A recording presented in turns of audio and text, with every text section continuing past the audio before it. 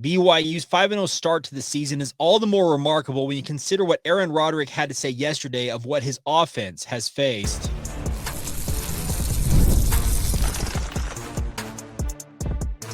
You are Locked On Cougars, your daily podcast on the BYU Cougars, part of the Locked On Podcast Network, your team every day.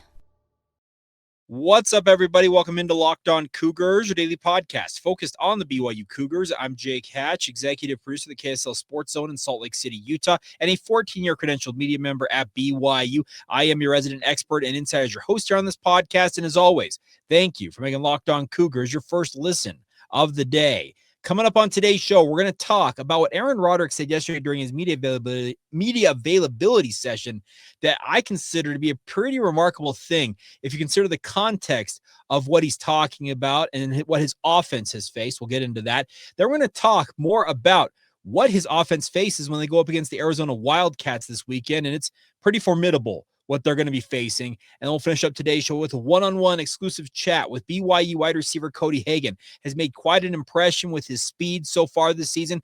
What does he hope to show as the season progresses beyond that? Well, he'll explain later on in today's podcast. Let's dive right in on today's show. And if you missed it yesterday, Aaron Roderick, BYU offensive coordinator, spoke to the media and had a very interesting thing about BYU's 5-0 start he had during his media session. I'm going to let you hear what he had to say about what BYU, in terms of scouting and being prepared for their first 5 opponents versus the reality of what they've experienced. Here's what he had to say. You know, it's 5 games in a row now we've had defenses do something different than what they'd shown on film. And we've been sort of brainstorming what those reasons are, and but yeah, they were very determined not to let LJ get off to a good start, and so rather than forcing it, we just said, okay, well, if they're going to play like that, we're going to throw the ball, and so that's what we did. There's Aaron Roderick, and if you consider what he just said, that BYU has scouted all 5 of those opponents. We're talking Portland State, Stanford, East Carolina, Colorado, and West Virginia. They've had a game plan to go up against those defenses, and the way he makes it sound is everything that they saw on film from those teams was almost night and day different from what they experienced on the field. If you consider the context of what he said, and I'm sure there's going to be some of you who, despite what I say, and you're never going to see eye to eye with me on believing Aaron Roderick is anything more than a mediocre offensive coordinator. Trust me, those comments exist in my YouTube comments, my social media feeds, my DMs, and the like all the time. But if you consider what he said on its head, and if that is true, it is all the more remarkable that BYU has pulled off a 5-0 record when they've had, in some cases, it feels like, to tear up their original game plan and piecemeal it together mid-game. Now, is he tearing out full sheets out of his playbook and saying, well, that's worthless, toss it out? No, he's not doing that. But there's a feeling out process in these games that if a team comes out and stuns you with something brand new that you haven't necessarily seen, I think the poster child for this for BYU is that Colorado game. They fell behind 14-0, and Jay Hill admitted that Colorado came out, the defensive players as well, that they ran things like their Wildcat or the direct snap to the running back, more of the QB run game featuring Caden Salter. It surprised them and it got them on their heels, and they had to rally back from a 14-0 deficit. To their credit, they were able to do that, able to get things in check on defense, and obviously BYU's offense was able to muster enough to win that football game.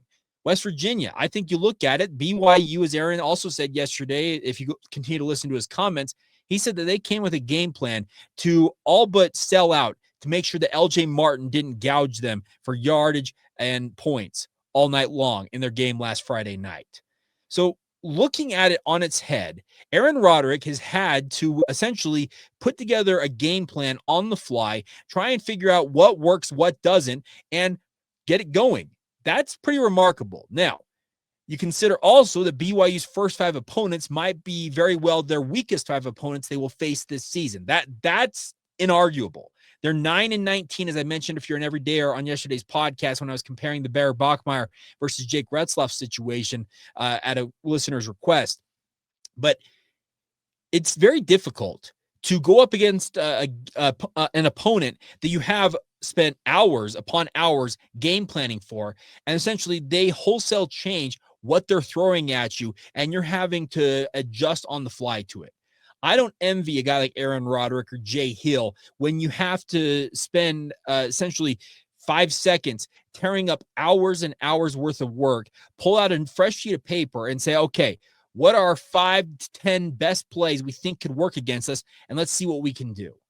BYU has their tried and trues. They run the inside zone. They run midline read option. They like to really work inside and outside zone runs. And obviously, their passing game, it's very sophisticated if you look at it in its entirety. There's a lot of movement, a lot of motions, and there's a lot of crossing routes and the like. It's a very comprehensive offense that requires, in many cases, months, if not years of mastery.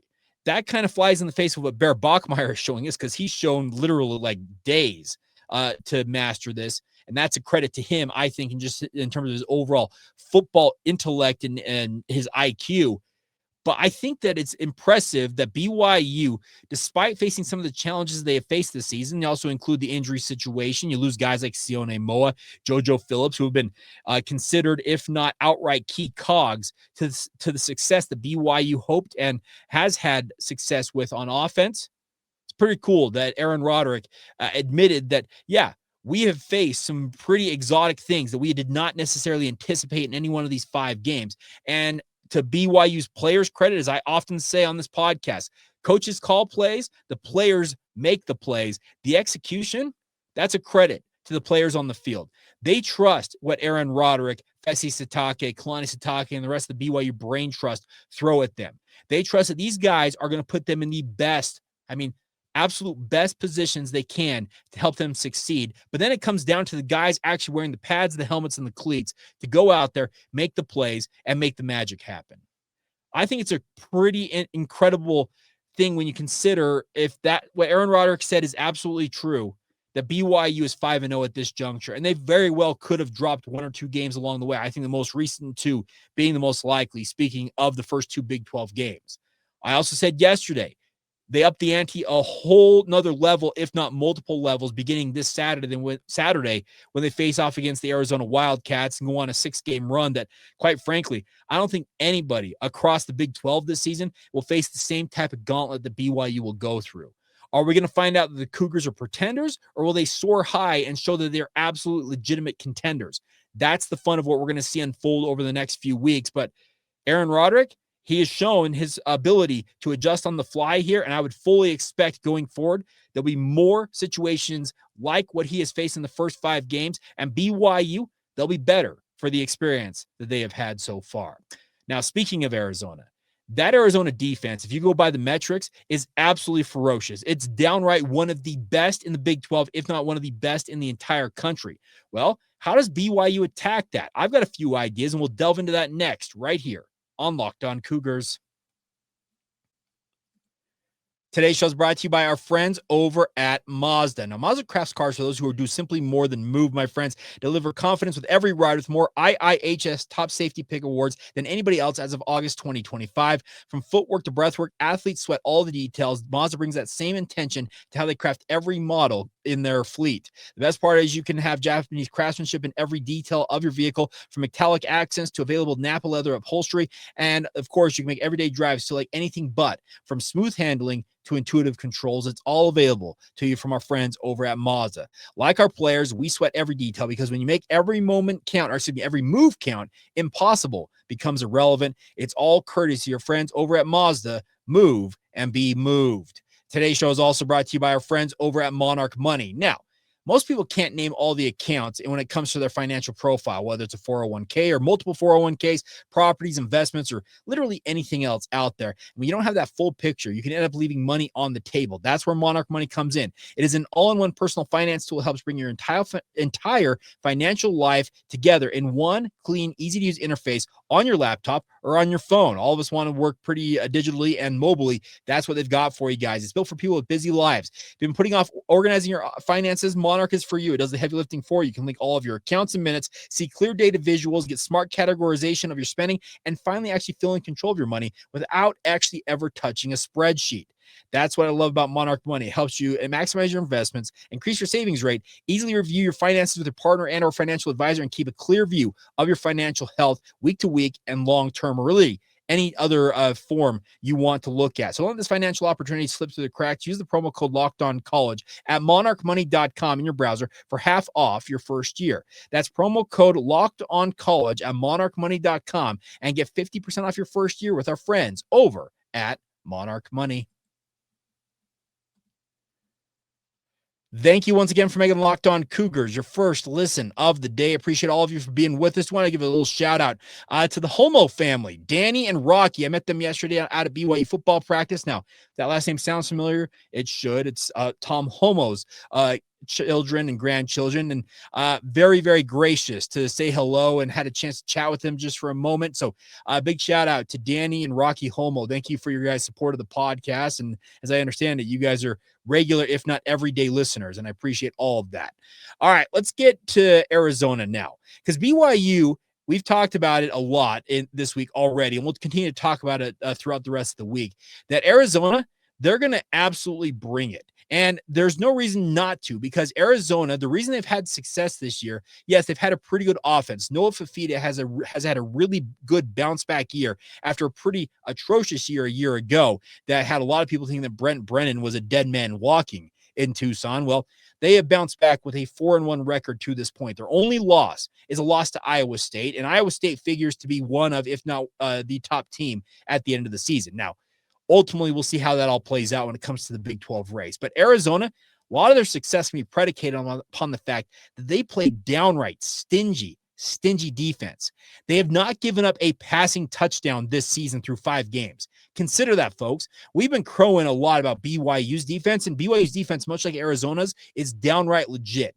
But Arizona has not, I repeat, has not given up a passing touchdown this season. They have 7 interceptions, which is top 10 in the entire country. Their pass defense, in fact, is number 2, I think, overall across most of the metrics in the entire country. BYU is going to find some tough sledding in this, because lest you think that it's just the passing defense that's elite, they're pretty darn good against the run as well. So simply put, you're probably asking, well, Jake, you make it sound like it's a pretty bleak picture of what BYU is going up against with Bear Bachmeier and company on offense. Well, you have to go out there and assert yourself in this game. They have the number 19 scoring defense, allowing an average of 15.6 points per game. Number 25 rushing defense, that's shade under 100 yards a game, 97.6 yards per game. Number 11 passing defense, 147.2 yards per game. And number 10 overall total defense at 244.8 yards per game. So where does BYU attack these guys? Because the way that you're talking, Jake, you're probably thinking in your mind, you make them sound like they're the 1985 Bears. Well, here's the deal. I believe that BYU plays an ultra physical brand of football, and they will bring that to bear in this game against Arizona on Saturday. Now, the other factor that I think could play in favor of BYU is the relatively decent chance that there is going to be rain in the forecast because of what I appear will be it'll be a tropical depression by the time it gets to Tucson. It's a hurricane out on the west coast of Mexico that's breaking up, and the forecast has it rolling through the Tucson area on Saturday. Now, that could bring thunderstorms, ultimately could delay this game and the like, but if it is rainy, if it's soggy, if it's just wet conditions, that's when BYU needs to bring its physical brand of football and, to use the boxing analogy, lean on Arizona. Those body shots, whether it's a 1 or a 2 yard gain in the first quarter, if BYU sticks with it later on in the game, as these guys get a little more worn down, guess what? Those become 4 and 5 yard gains. And that's when you start to see the success you hope to have. I want to see BYU make a renewed effort to run the football. Now, if they, speaking of Arizona, do what West Virginia did last week, they will pack the box for 8 and 9 man boxes, and that's going to force Bear Bachmeier to back them out of that box by being able to complete passes down the field.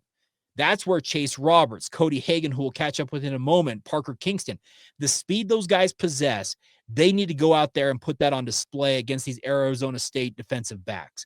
I would love nothing more than to see BYU, much like they have the past few weeks, come out early, go play action, and go deep on Arizona just to put the thought in their head, not even if it's complete, just put the thought in their head as hey, this BYU team, they're not afraid. You have to go in there with zero fear. And that sounds like it's really like why would they be afraid?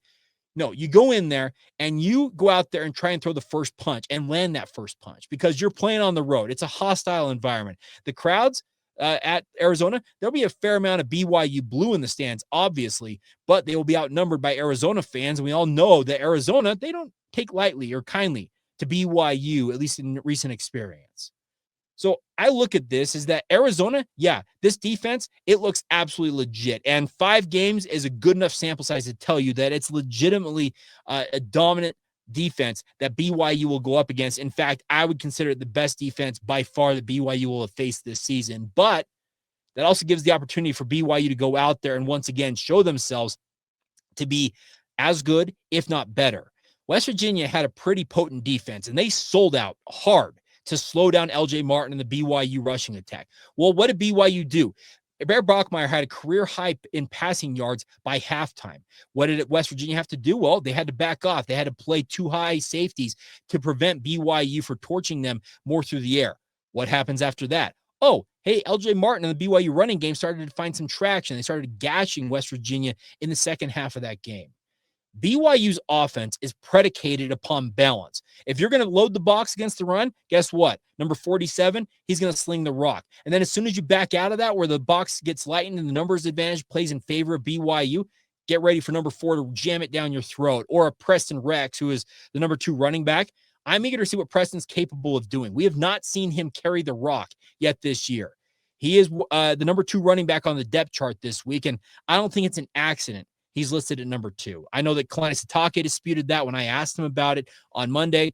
But I want to see BYU bring everything it's got offensively, take a lot of the mistakes, some of the boneheaded penalties that they've had the last 2 games, and some of the sloppy play, clean it all up, and understand that this is the best time, if not the ideal time, to play your best game of football offensively you have all year. And hopefully you can go up against this Arizona defense and show them what's what.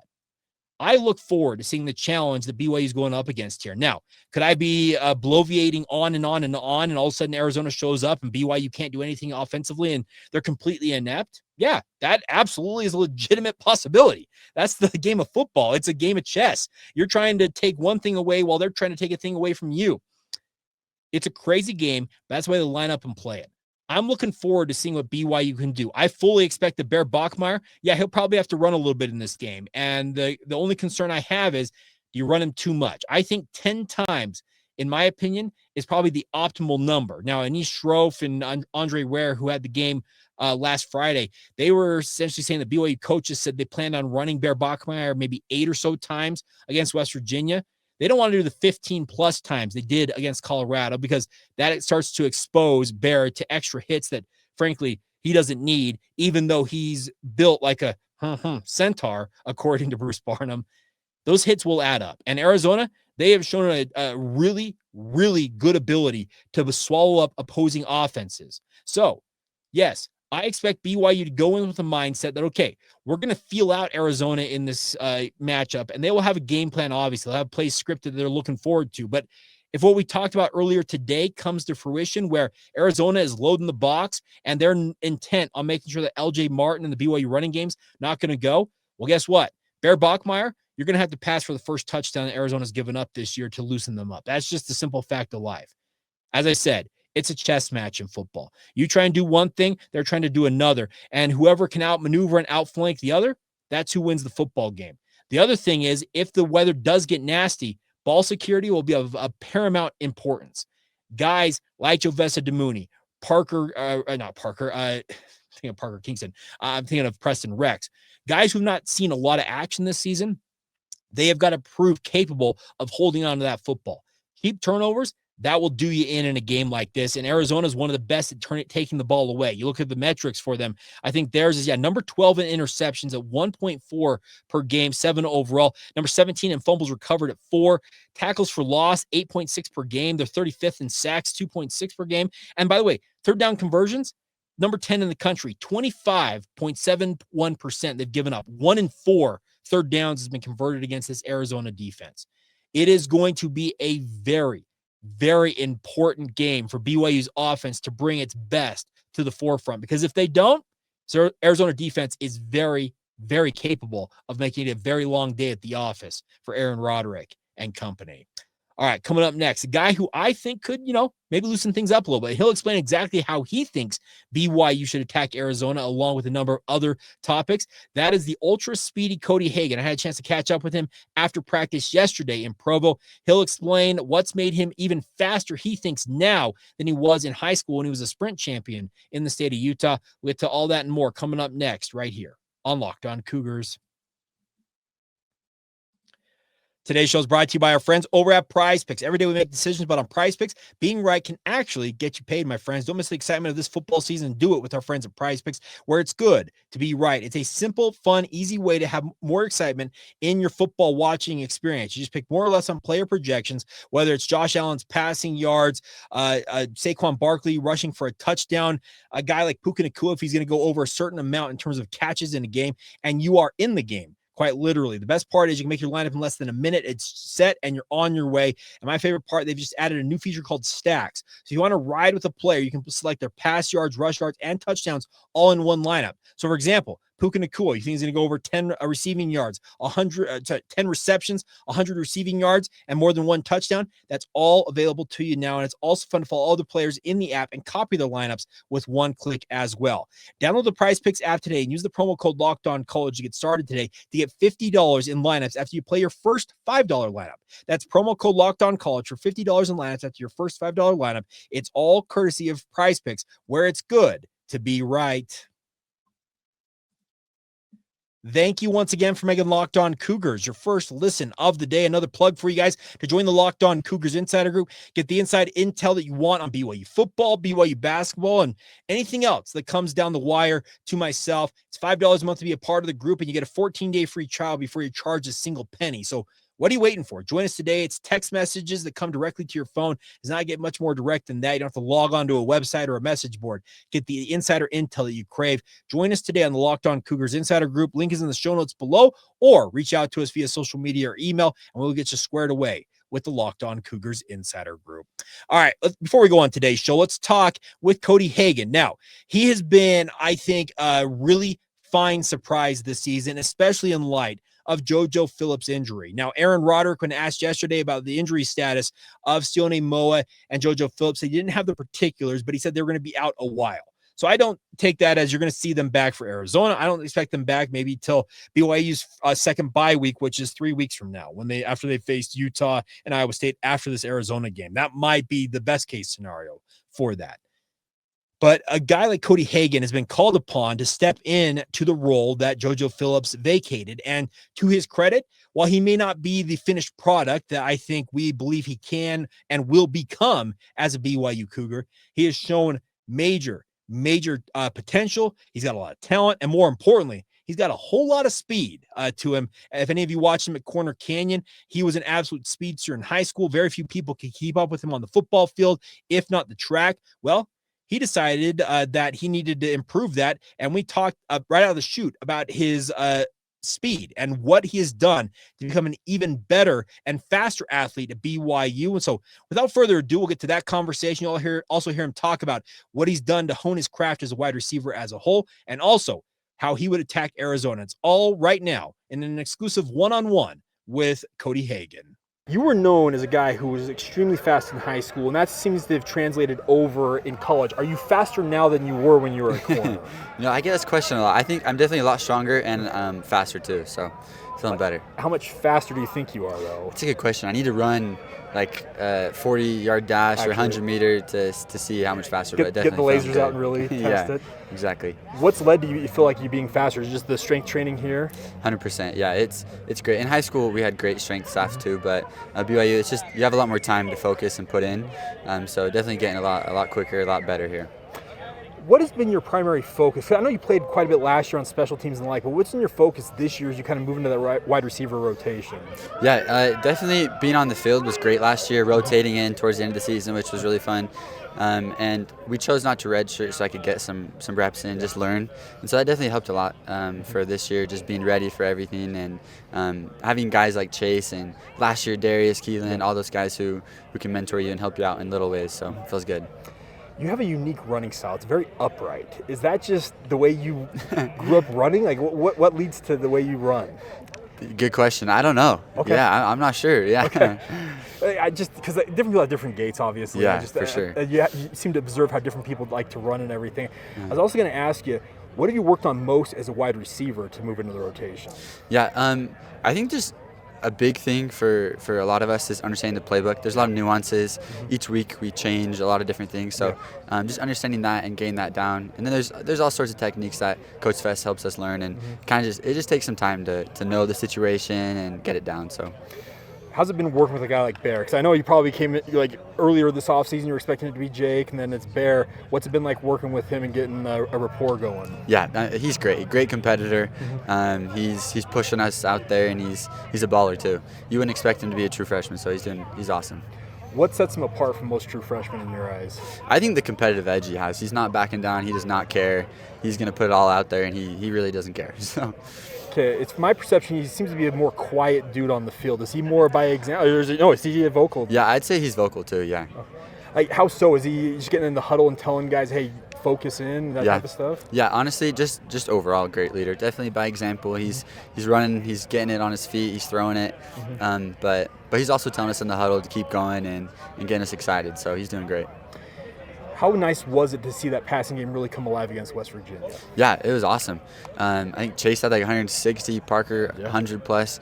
It's nice because then teams will start to respect it more, and it opens up the run just as the run opens up the pass. So really excited. Okay, and you've been involved in the run game. That tornado reverse / tornado just option is quite the play, and it's taken the football world by storm. How much fun is it to actually run? It's fun. I mean, you know when it's called, you're going to get – I mean, because it's tricky, right? There's a lot of things going on, but each time the guys blocking have been insane, and I just run right behind them. I don't have to do much, so. How much work went into actually getting it down? Because there's timing element to all that obviously has to be worked out. Yeah, it's kind of like just an added element to a few other plays, so it's probably not as much like working it out as you think, but we definitely practice it, so.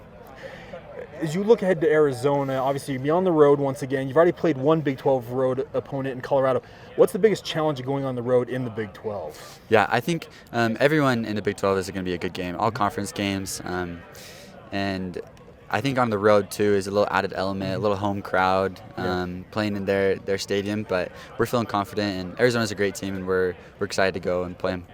Did you guys hear what was being chanted by the Colorado student section during the game, or did you find out about it afterwards? Honestly, no, I didn't even know. Can't really, yeah. Well, because I asked that question because I've talked to a lot of pro athletes over the years. They say anything outside the first 1 or 2 rows of any venue. Yeah, you can't really understand or hear. Exactly, so. It becomes like just noise at that point. Is that kind of what it was like for you as well? Yeah, I mean, I didn't really know anything of what was going on, like what they were saying or anything, yeah. Are you a guy that likes to play on the road? Do you like to go into hostile environments? Yeah, I love going on the road, the energy. Obviously, at home's nothing beats that, but I love going on the road, yeah. What's going to be the biggest key in your mind against this is a really, really formidable defense that Arizona has. What is the key, I think, to beating that in your opinion? Yeah, I think being able to stretch it down the field, throwing it. I think they're like the number 2 pass defense in the country maybe right now, and so the goal is to spread the field a little bit, to open up the run. They play great, run defense too. So just being able to play on all facets. So. Well, that sounds like Cody Hagen going deep. Is that what you're hoping? Hey, that's a great idea. I like it. Are you a guy like, because every guy has their favorite route. Are you a guy like you go routes? What's your favorite route to run? That's a good question. I like all the routes, yeah. Okay. But deep routes, you gotta love them. Going deep, getting a lot of yards on them. Any double moves you love. So probably those. We're talking like skinny posts, straight up for posts. Sure. Okay. Yeah. I guess the last thing for me is, you're a kid who grew up here in the state. You're representing an in-state school. What's the BYU experience been like for you? Yeah, it's been great. Great coaches, Coach Kalani, Coach Fest. Those are who I most interact with, right? But everyone on staff, everyone's here. They have a great vision of what the program can be. And the players, all the teammates, super fun. Great culture here, too, that is focused on a lot. And it's great. Love and learn, so. Love and learn. That's the word of the day. It feels like all the time. Yeah. Well, Cody, thanks for the time, man. Yeah, thank you. There you have it. A big thank you to Cody Hagen for taking the time to join us here on the podcast. Also, big thank you to BYU Athletic Communications for arranging the interview. Fun kid. And I think he has got the right mindset when it comes to this, and he's very much enjoying his experience at BYU. Interesting to hear him say that he requested not to redshirt a season ago when he very well could have, coming home off of a mission, but he wanted to get ingrained in BYU and show what he's capable of. And all he's done is find a role for himself in the two deep, if not as now as a starter for BYU. And cool to hear him talk about the tornado reverse and how he doesn't think it's actually that hard to run. It looks pretty hard to run, in my opinion. I think the timing of it's pretty remarkable.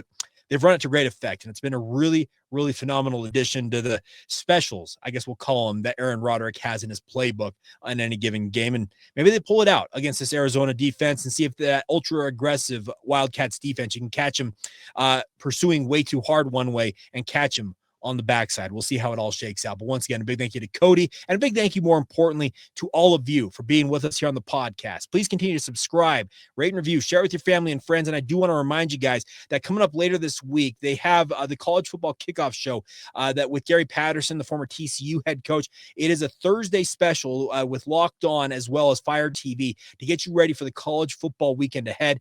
It's got exclusive content you will not find anywhere else. So catch that on Fire TV coming up tomorrow, in fact. So as always, once again, thank you for your support of the podcast. Please consider subscribing, rating, reviewing, and sharing with your family and friends if you've not done so already. And as I often say, come back tomorrow and be an everydayer right here on the Locked On Cougars podcast.